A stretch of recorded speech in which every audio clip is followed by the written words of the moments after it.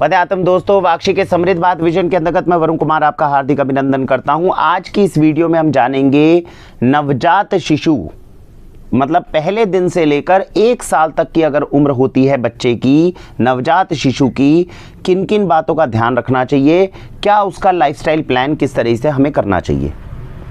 अब देखिए, जब भी नवजात शिशु घर के अंदर, जब भी बच्चे ने जन्म लिया है तो इमीडिएटली माता पिता का, पूरे परिवार का सारा प्यार उसके ऊपर आता है।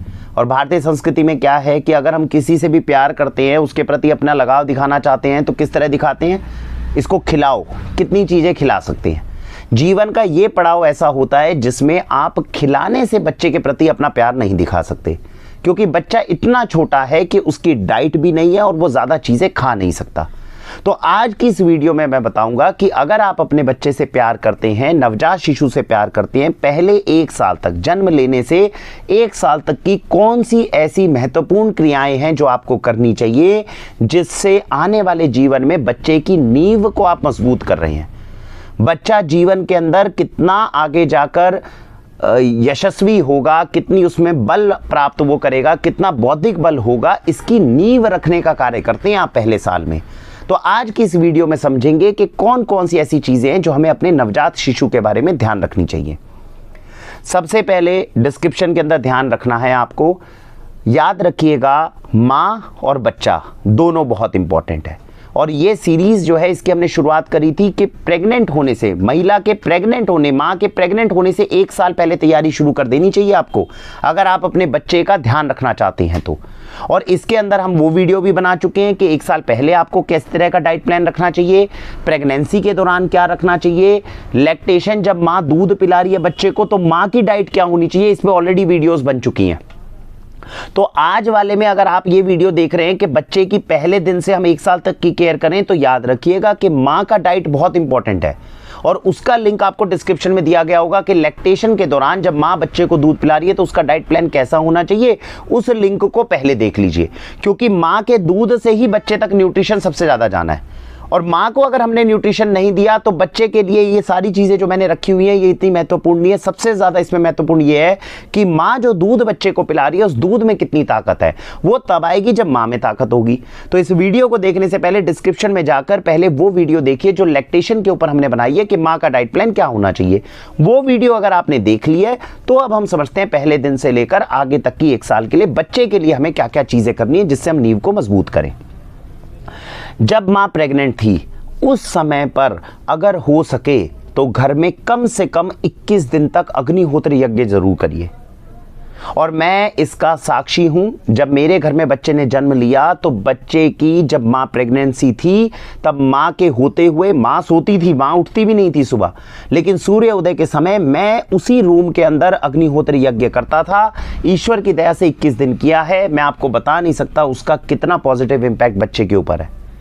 और वो पॉजिटिव इम्पैक्ट शायद जब बच्ची हमारी 18 साल या 20 साल की होगी, शायद मैं उस समय पे आपको बता पाऊंगा कि इन सारी क्रियाओं के कितने प्रभाव थे जो बच्ची के अंदर आगे जाके रिजल्ट्स में चेंज हुए।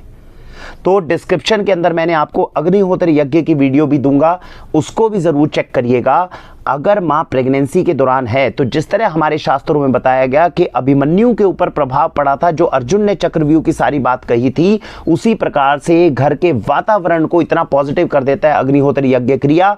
अगर माता की प्रेगनेंसी के दौरान आप ये कर सकें तो आप बहुत बड़ा अपने बच्चे के लिए कल्याणकारी काम करेंगे।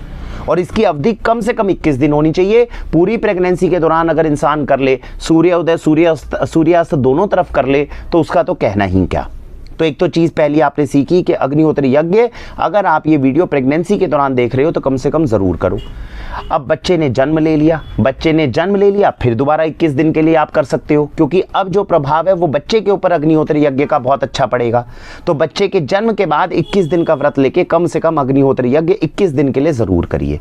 ऐसा मेरा आपसे सबसे पहला कहना है, ये बच्चे के ऊपर बहुत पॉजिटिव इंपैक्ट जो है लेकर आएगा। तो एक तो ये अग्निहोत्र यज्ञ की बात आई। दूसरी बात, जब बच्चे ने जन्म लिया है तो बच्चे के जन्म लेते ही माता पिता को किन किन चीज़ों की चिंता होती है। बच्चे को नहलाना किस तरीके से है ना, उसको मोशन किस तरह से कराना है। और तीसरी इंपॉर्टेंट चीज़, उसकी मालिश बहुत इंपॉर्टेंट है। तो ये 3 इफेक्ट को समझिए। तो बच्चे को नहलाने का तरीका क्या होता है, हमने जब बच्चा था नवजात शिशु, हमें भी शुरू में बहुत डर लग रहा था छोटे से बच्चे को कैसे नहलाएंगे, लेकिन माता पिता थे, उन्होंने गाइड किया। तो बच्चे के नहलाने के अंदर एक सिद्धांत का ध्यान रखना कुछ चीज़ों का, वो ये कि बच्चे को हमेशा उल्टा करके नहलाया जाता है। हम जब नहाते हैं तो ऐसे सीधे करके नहाते हैं, लेकिन अगर सीधे करके बच्चे को हम नहलाएंगे, बच्चा बैठेगा तो है नहीं, तो बच्चे को थोड़ा लेटाना पड़ेगा, तो पानी जो है उसके नाक में मुंह में चला जाएगा। बच्चे को अगर दूसरी तरफ उल्टा कर दोगे और पीछे से पानी डालोगे तो सारा पानी जो है वो कोई भी नाक या मुंह में नहीं जाएगा। नहलाते वक्त बच्चे के इस सिद्धांत को ध्यान रखना है। दूसरी बात, बच्चे के नहलाने के अंदर जो सबसे महत्वपूर्ण चीज़ है, बहुत सारे प्रोडक्ट्स लाने की जरूरत नहीं है, साबुन आपका ऐसा होना चाहिए जो 100% केमिकल फ्री होना चाहिए। मैं ये साबुन बता रहा हूँ आपको, ये स्पेशल साबुन जो है, अब ये तक हमने एडवर्टीजमेंट में केवल देखा था कि साबुन बनने के अंदर दूध का इस्तेमाल होता है। एक्चुअल जब दूध का इस्तेमाल होता है साबुन बनने में तो आपको पता चलेगा कि साबुन केमिकल फ्री बनते कैसे। इस तरह के साबुनों का इस्तेमाल करना चाहिए अगर बच्चे को हम नहला रहे हैं।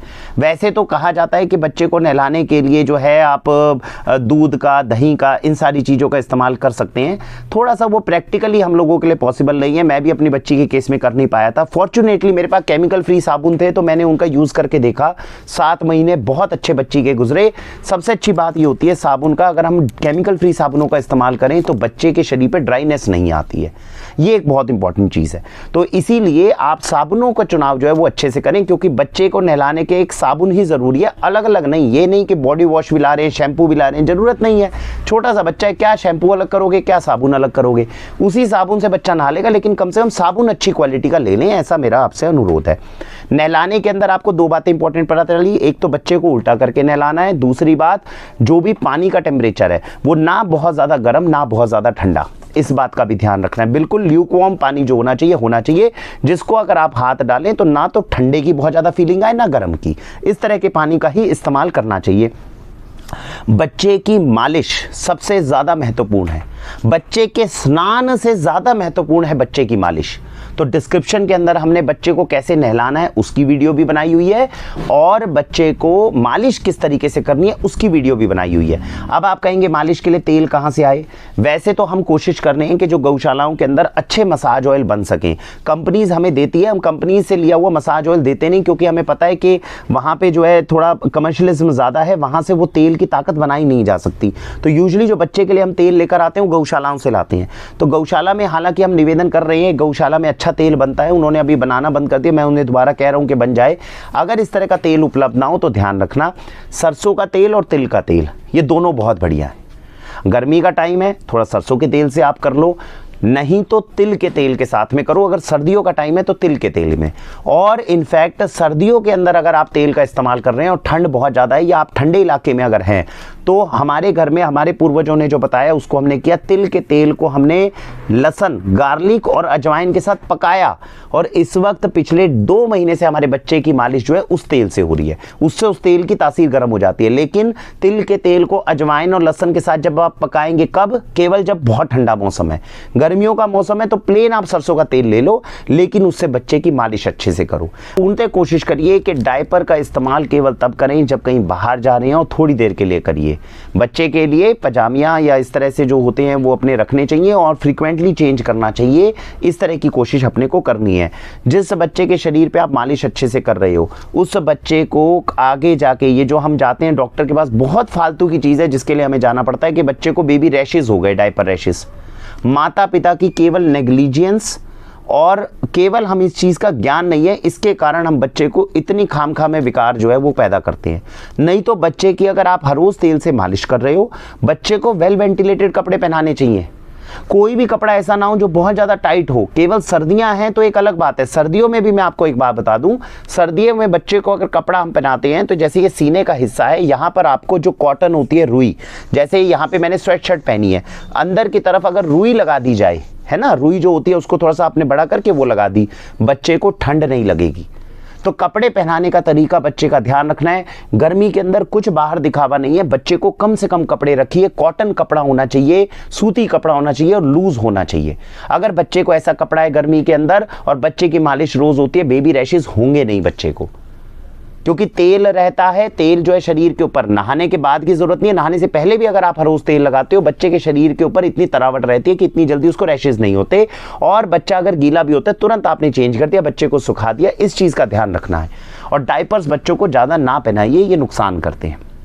और सर्दियां अगर हैं तो मैंने बताया कि अंदर रुई लगा देंगे, तो इससे आपको बहुत ज़्यादा हद तक बच्चे को ठंड से आप बचा सकते हैं। बच्चे को और माँ को जब भी नवजात शिशु जब पैदा हुआ है तब ध्यान रखना है कम से कम 3-4 महीने तक तो बहुत ज़रूरी है हल्की सी भी हवा ना लगे। इसीलिए आपने देखा होगा जब नवजात शिशु होते हैं और माता होते हैं उनको क्या करते हैं, घर के अंदर जो पीछे कोठरी टाइप होती थी वहाँ पर बच्चे को शिफ्ट कर देते थे। क्यों? हवा जो चलती है वो अगर हवा लगती है तो ये बहुत नुकसान करती है माता को भी और बच्चे को भी। तो इसीलिए जितना हो सके घर के अंदर रहते हैं माता भी और बच्चे भी, ये ज़रूरी है। शुरू के 1-1.5 महीने तो बहुत स्ट्रिक्ट रूल ये जो है फॉलो होता है, तो इसके बारे में भी अपने को थोड़ा सा ध्यान रखना है। तो अब हमने बच्चे के नहाने के बारे में बता दिया, बच्चे के आपने जो सुबह मालिश है उसके बारे में हमने आपको बता दिया। और क्या महत्वपूर्ण है बच्चे के लिए? बच्चे के लिए सुबह सवेरे की रोशनी जो धूप है ये बहुत महत्वपूर्ण है। गर्मियाँ हैं तो सुबह बच्चे की अगर मालिश करते हैं तो कहाँ करनी चाहिए? 8 बजे से 8:15 साढ़े 8 बजे के बीच में, 7:30 से 8:30 के बीच में, जब धूप थोड़ी सी ठीक हो जाती है, ऐसे धूप में बैठ के बच्चे की मालिश करनी चाहिए। बच्चे के अंदर नेचुरल विटामिन डी जाएगा।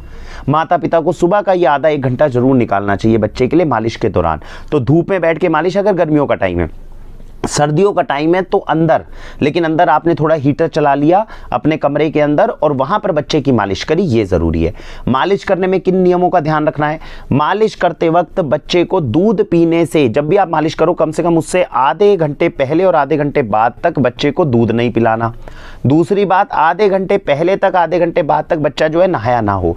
मालिश करने के तुरंत बाद बच्चे को नहलाना भी नहीं है, इसका भी ध्यान रखना है। तो ये 2 नियम जो है मालिश तब करें जब आधे घंटे और आधे घंटे का कम से कम गैप हो। अगर बच्चे को अभी हमने फीड किया, दूध पिलाया है, तो उसके आधे घंटे के बाद में, पौने घंटे के बाद में बच्चे की मालिश करें। उसके बाद में जो है आप थोड़ा सा 15-20 मिनट आपने थोड़ा सा व्यतीत किया और फिर बच्चे को नहला दिया, और नहलाने के बाद में दोबारा से बच्चे को फीड कर दें। इस तरीके का प्रोटोकॉल जो है बच्चे के लिए अपने को फॉलो करना चाहिए, ये चीज़ अच्छी है। आप ये जानते ही हैं कि बच्चे के लिए सबसे सर्वश्रेष्ठ दूध कौन सा है? अपनी माँ का दूध है। और माँ का दूध जो है वो अच्छा आता रहे, इसके लिए हमने डिस्क्रिप्शन में जो लैक्टेशन वाली वीडियो है उसमें बताया हुआ है माता को ऐसा क्या करना चाहिए। हमारे देश का इस वक्त दुर्भाग्य है 80% का रेट जा चुका है मेट्रोपॉलिटन सिटीज में, माँ बच्चे के लिए पर्याप्त दूध बना ही नहीं पाती है। और ये सब कुछ हमने अपने लाइफस्टाइल की गड़बड़ के कारण किया है। इसको बचाना बहुत ज़रूरी है। लैक्टेशन वाली वीडियो को ज़रूर देखिए। माता को प्रेग्नेंट होने से पहले हम इतना स्वस्थ कर दें कि कल को प्रेगनेंसी के दौरान माता को कमी ना आए और लैक्टेशन के दौरान दूध की कमी ना पड़े। माँ अगर अपने बच्चे के लिए दूध बना रही है तो इससे अच्छी चीज़ कुछ नहीं हो सकती उस बच्चे के लिए। और माँ की डाइट को हम अच्छा कर देंगे, बच्चे को ज़रूरत नहीं। अगर ये वीडियो आप तब देख रहे हैं जब आपकी इस समस्या से गुजर रहे हैं कि माता जो है वो बच्चे के लिए पर्याप्त दूध नहीं बना पा रही, तो क्या क्या विकल्प हमारे पास हैं, इसको हमें समझना है। तो पहले तो माँ को अपना दूध देना चाहिए था बच्चे को। अभी हम सबसे बड़ी गलती क्या कर रहे हैं, सीधा बाजार में जाते हैं, वो फॉर्मूला डब्बा वाला मिल्क लेकर आते हैं, बच्चों को उस पर पाल रहे हैं। बिल्कुल गलत चीज़ है। इंग्रेडिएंट भी अगर उसके बैठकर आप एक बार समीक्षा करने लग जाओगे, आपको पता चल जाएगा मैं अपने बच्चे का कितना नुकसान कर रहा हूँ। कुछ नहीं दे रहे हो आप बच्चे को, केवल उसका पेट भर रहे हो। न्यूट्रिशन के हिसाब से जो है बच्चे के लिए बहुत नुकसानदायक है। सोयाबीन जो उसमें डली होती है वो तो अपने आप में कंट्रोवर्शियल है, और मैक्सिमम मिल्क फूड में प्रोटीन के नाम पर सोयाबीन की भरपूर मात्रा जो है वो डाली जा रही है। प्रिजर्वेटिव और केमिकल्स तो अलग से बात है। तो अगर माँ अपने बच्चे के लिए दूध बना पा रही है तो अच्छी बात, अगर नहीं बना पा रही तो क्या करना है, पास की गौशाला से देसी गाय का दूध लेकर आना है। उस देसी गाय के दूध को पिलाकर देखना है। बच्चा अगर हजम कर रहा है तो बच्चा दूध पीने के बाद ना तो बच्चे को गैस उत्पन्न होगी ना लूज मोशन लगेंगे। तो अगर देसी गाय का, गौ माता का दूध बच्चे को सूट कर जाए तो बहुत अच्छी बात है। चलो भैया, हमारी घर में माँ जो है वो नहीं पिला पा रही, उसी देसी गाय को जाके चारा डालिए, उसकी सेवा करिए, उसके ऊपर हाथ फेरिए और वहीं से देसी गाय का दूध लेकर आइए डेयरी से और अपने बच्चे को पिलाइए। सबसे अच्छी बात, अगर ये दूध बाय चांस बच्चा हजम नहीं कर पाता, और बच्चे को, क्योंकि देसी गाय का दूध जो है वो अपनी माँ के दूध के मुकाबले थोड़ा सा गाढ़ा होता है, कई बार बच्चे जो है वो उसको शुरू में डाइजेस्ट नहीं कर पाते, तो क्या करना चाहिए, देसी गाय का दूध लेकर आना चाहिए, थोड़ा पानी मिला देना चाहिए, गर्म करना चाहिए। गर्म करके ठंडा करोगे, जो मलाई आई उसको भी हटा दो, फिर दोबारा गर्म करके बच्चे को अगर दोगे और पानी मिलाकर अगर आप दे रहे हो तो सूट कर जाएगा बच्चे को। ऐसा दूध जो है हजम हो जाता है। ऐसा ट्राई करके देखिए। अगर ऐसा भी नहीं बच्चा हजम कर पा रहा तो फिर कहाँ जाना पड़ेगा, फिर अपने को लाना पड़ेगा ऊँटनी का दूध। ऊँटनी का दूध देसी गाय के दूध के मुकाबले बहुत पतला होता है और आसानी से हजम हो जाता है, फैट कंटेंट और भी कम हो जाता है। तो ऊँटनी का दूध या बकरी का दूध, ये दोनों चीज़ें जो हैं वो पाउडर फॉर्म में उपलब्ध करवाई जा सकती हैं, बच्चे को दी जा सकती हैं। अगर देसी गाय की गौशाला आसपास नहीं है तो बहुत सारी ऐसी गौशालाएं हैं देश में जो शुद्ध इसका पाउडर बनाती हैं बिना प्रिजर्वेटिव और केमिकल के। ऐसे पाउडर्स का इस्तेमाल भी किया जा सकता है। तो ये मैंने आपको दूध से जुड़ी हुई चीज़ बताई। 6 महीने तक बच्चे के लिए दूध सबसे ज़्यादा महत्वपूर्ण है। ये 3-4 चॉइसेस को एक्सप्लोर करने के बाद ही डब्बे वाले दूध की तरफ जाना चाहिए, ऐसा मेरा आपसे निवेदन है। जब बच्चे को दूध पिलाते हैं तो इसके अंदर क्या है, मैं साथ साथ आपको वो बातें भी बता रहा हूँ जो बड़े पूर्वजों की गई है, जिसको नज़रअंदाज नहीं करना चाहिए। कभी भी सार्वजनिक स्थान पर, पब्लिक प्लेस पर बच्चे को सफ़ेद, कोई भी सफ़ेद चीज़ होती है, ज़्यादातर छोटा बच्चा है तो दूध ही पिएगा, ऐसा सफ़ेद दूध जो है नहीं पिलाना चाहिए। बॉटल को या तो कवर कर लेनी चाहिए या उसमें थोड़ी सी हल्दी मिला देनी चाहिए। सफ़ेद रंग की कोई भी चीज़ जो है वो बच्चा जो है सार्वजनिक स्थान के ऊपर ज़्यादा ना पिए, इसका अपने को थोड़ा सा प्रयत्न करना चाहिए। रीज़न आपके माता पिता हैं, मैं आपको याद दिला रहा हूँ, माता पिता या पूर्वज जो है बड़े, वो बता देंगे आपको। उसके बाद में मालिश के लिए मैंने आपको तेल का बता दिया, कौन सा तेल आपको इस्तेमाल करना चाहिए। अब छोटे बच्चों को 1-2 समस्या और आती है, खासकर अगर दूध माँ का नहीं जा रहा है और बाहर का दूध जा रहा है तो क्या होगा, बच्चे के पेट में गैस बन सकती है। अब वो गैस जब बन गई है तब क्या करें, गैस को कैसे रिलीज़ करें। घर के अंदर हींग होनी चाहिए। इस हींग को आपने गुनगुने पानी के साथ में थोड़ा सा घोलने के बाद में बच्चे के नाभि के आसपास में आपने ये हींग लगा दी। इससे बच्चे के शरीर में अगर गैस बनती है तो वो तेज़ी से रिलीज़ हो जाएगी। इस चीज़ का आपको ध्यान रखना है। बच्चा अगर ऐसे ही रो रहा है और आपको नहीं पता चल रहा किस वजह से रो रहा है, हो सकता है उसके पेट में गैस हुई हो, तो उस केस में आपको इस हींग का इस्तेमाल करना है। बच्चे का सुबह जो मोशन आता है उसको चेक करना है। मोशन दिन में वो कभी भी करे, कोई दिक्कत नहीं है, लेकिन जब भी वो मोशन कर रहा है तब ध्यान रखना है। बहुत ज़्यादा लूज मोशन लग रहे हैं तो इसका मतलब जो दूध ही मेन डाइट है, इसका मतलब दूध उसका भारी है, वो हजम नहीं कर पा रहा। और अगर बहुत टाइट मोशन आ रहा है तो उस समय पे क्या करना चाहिए, टाइट अगर मोशन आ रहा है तो उस केस के अंदर आपको हरड़ का पाउडर ले सकते हो। थोड़ा हरड़ का पाउडर लिया, थोड़ा आपने, अब सर्दियां अगर हैं तो सर्दियां हैं तो क्या डालेंगे, जायफल साथ में। अभी मैं जायफल का आपको बाद में बताता हूँ, पहले आप समझिए अगर बच्चे को कॉन्स्टिपेशन हो, कब्ज हो, जिसके कारण वो मोशन अच्छे से नहीं कर पा रहा, तो क्या करना चाहिए, हरड़ ली, हरड़ को थोड़ा शहद के साथ में मिक्स करा और बच्चे को ऐसा हरड़ जो है वो चटा दी। इससे बच्चे का जो पेट है वो आराम से क्लियर होना शुरू हो जाएगा अगर कॉन्स्टिपेशन का केस है। और पेट में गैस भी अगर ज़्यादा बनती हो तब भी थोड़ी हरड़ जो है बच्चे को आप इस तरह से चटा सकते हैं।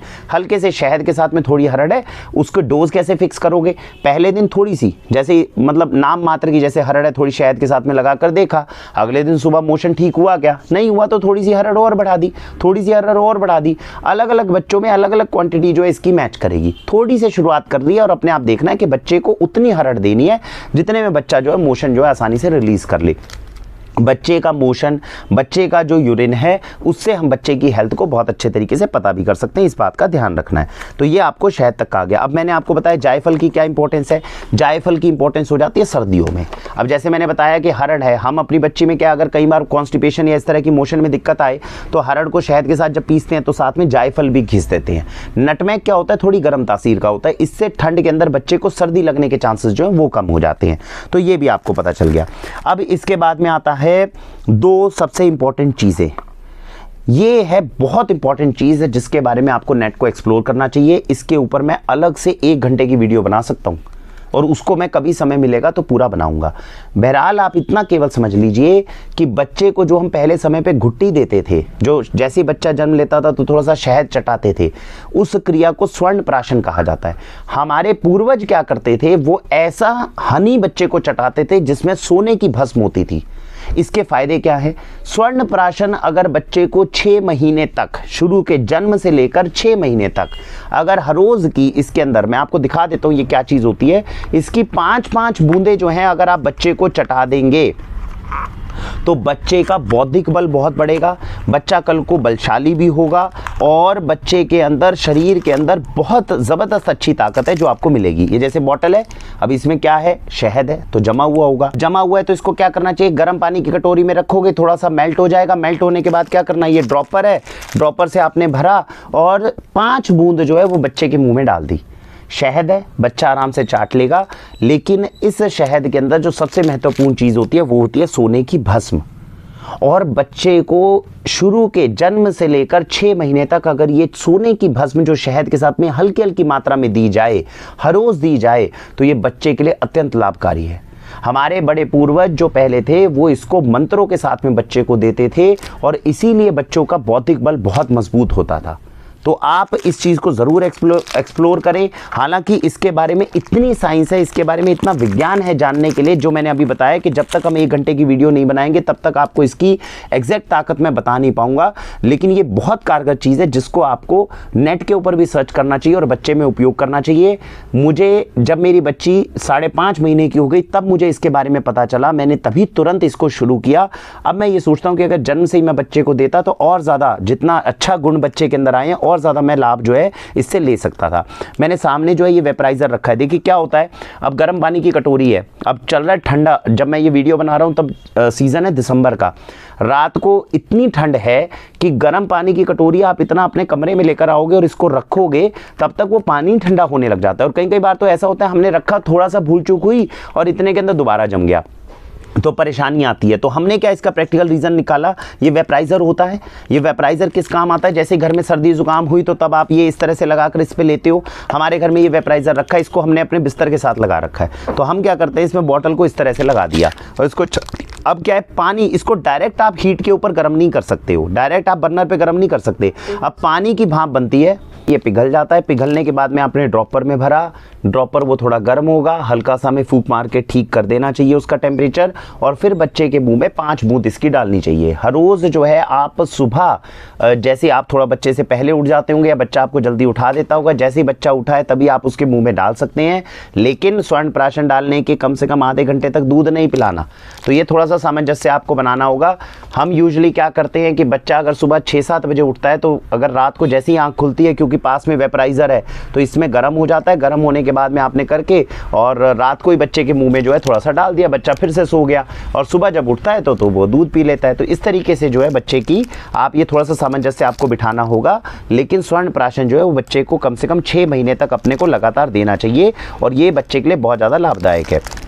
दूसरा, बच्चे के लिए बहुत ज़्यादा अच्छी चीज़ क्या हो सकती है जो हम अपने बच्चे के अंदर यूज़ कर रहे हैं और जिसका प्रभाव, उसका मैंने पहले भी एक वीडियो बनाई थी जिसमें मैंने बताया था दुनिया की सबसे ताकतवर औषधि है जो वाक्षी स्टोर में, वो है नास्या।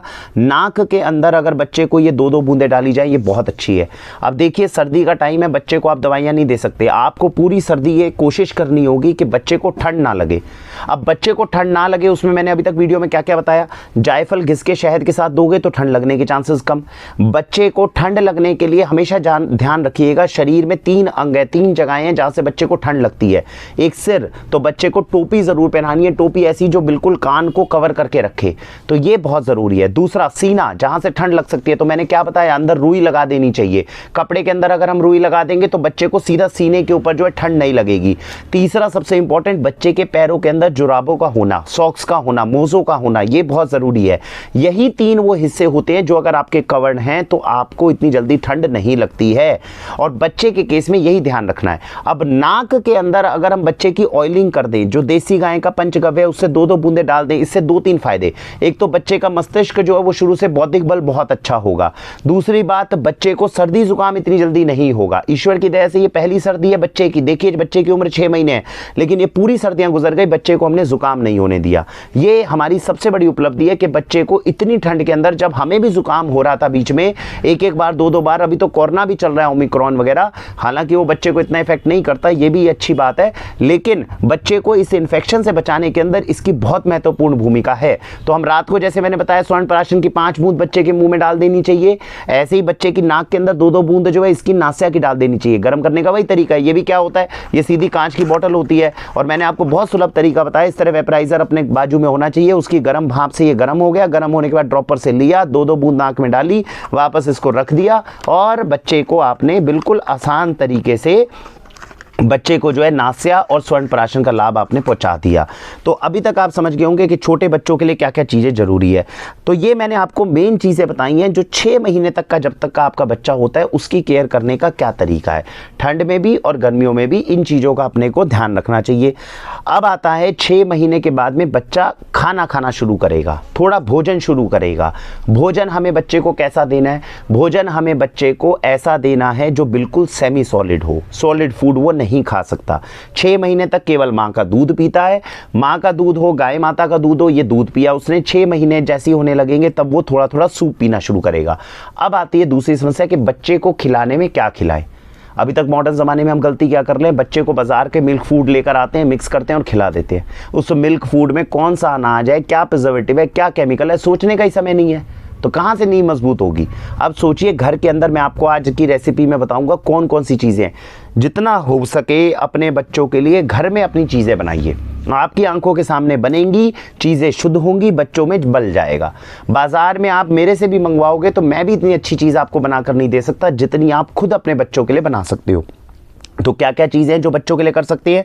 सबसे पहले समझिए, कोई भी अनाज हो, जैसे मैंने अपने हाथ में ले रखा, अभी सर्दियाँ चल रही है तो क्या है ये? एमरंथ। एमरंथ यानी कि चुलई।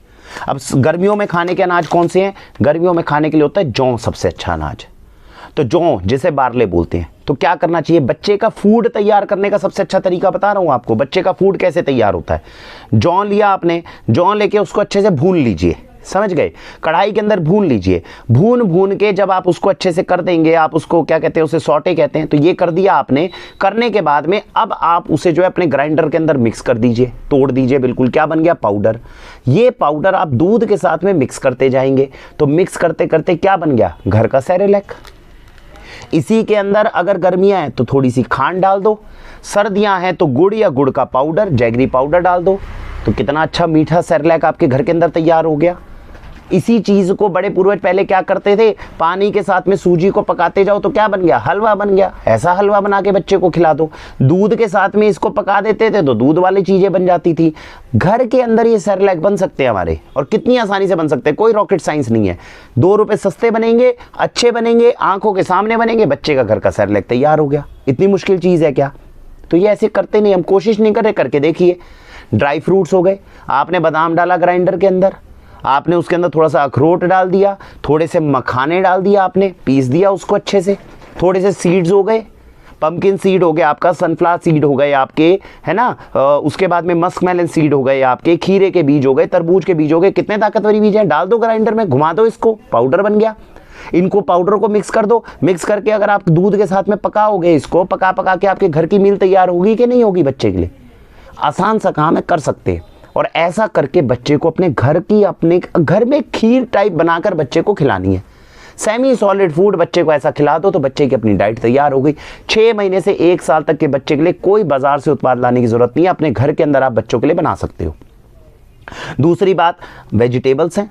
जो वेजिटेबल हम खाते हैं, जो दाल हम खाते हैं, उसका पानी जो होगा, बहुत ज़्यादा स्पाइसेस नहीं होनी चाहिए। उस दाल का पानी बच्चे के लिए सूप का काम कर रहा है।